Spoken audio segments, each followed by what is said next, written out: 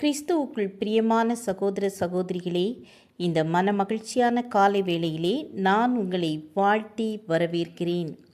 இன்றைய தினம் நாம் தியானிப்பதற்காக தெரிந்து கொண்ட வேத வசனம் மீகா 7ஆம் அதிகாரம் 8ஆம் வசனம். என் சத்ருவே, எனக்கு விரோதமாய் சந்தோஷப்படாதே. நான் விழுந்தாலும் எழுந்திருப்பேன். நான் இருளிலே உட்கார்ந்தால் கர்த்தர் எனக்கு வெளிச்சமாயிருப்பார். இருள் என்றால் என்ன? வெளிச்சமில்லாத இடம், அறையில் உள்ள பொருள் தெரியாத நிலை, பார்வையில்லாத கண்கள், இவை இருளான நிலைகள். ஆனால் நம் வாழ்க்கையில் துன்பங்கள், துயரங்கள், கஷ்டங்கள், பாடுகள், கண்ணீர், கவலை, இவை அனைத்துமே இருளான நேரங்கள்தான்.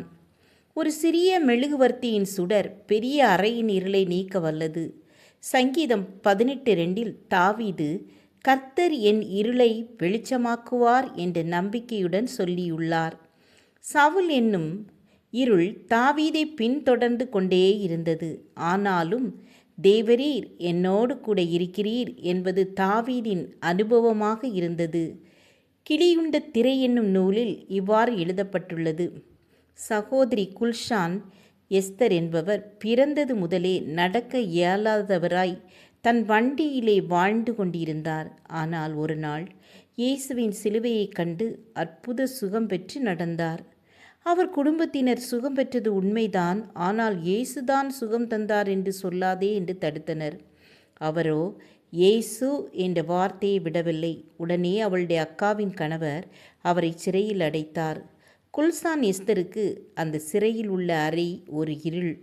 சிறிய அறைக்குள் 6 முதல் 7 பேர், அசுத்தமான ஒரு நாற்றம் நிறைந்த இடம். அவர் அழுது கொண்டே இருந்தார். அவருடைய அக்கா அவரை விடுவிக்க வருவார் என்று எண்ணினார். ஒருவருமே வரவில்லை. நாட்கள் கடந்தது. ஆண்டவர் பேசினார். இந்த அறையில் உள்ளவர்களிடம் பேசு என்று கீழ்ப்படிந்து இயேசுவை பற்றி அவர்களிடம் கூறவும், நமக்கு இரட்சிப்பும் பாதுகாப்பும் அவரே என்று கூறினார். என்னே ஒரு அதிசயம்! முரட்டு குணங்கொண்ட அப்பெண்கள் அமைதியாய் உட்கார்ந்து இயேசுவை பற்றி கேட்கலாயினர். அந்த சிறிய இருளான அறையிலே இயேசு என்ற மெழுகுவர்த்தி ஏற்றப்பட்டது. ஒரு குற்றமும் செய்யாமல் அந்த அறைக்குள் தள்ளப்பட்ட குல்சான் எஸ்தர் தான் இருந்த இடத்தில் இருளை அகற்ற இயேசு என்னும் மெழுகுவர்த்தியை ஏற்றினாள். நாம் எப்படி இருக்கிறோம்? நாம் இருக்கும் இடத்தை விட்டு வெளியே ஓடி வர பார்க்கிறோமா? மற்றவர்களை திட்டிக் கொண்டு கோபப்பட்டு வீணான வார்த்தைகளை பேசி கொண்டிருக்கிறோமா? அல்லது அவர் நம்மை வைத்த இடத்தில் இருளை நீக்கி இயேசு என்னும் மெழுகுவர்த்தியை ஏற்றுகிறோமா? சிந்திப்போம்.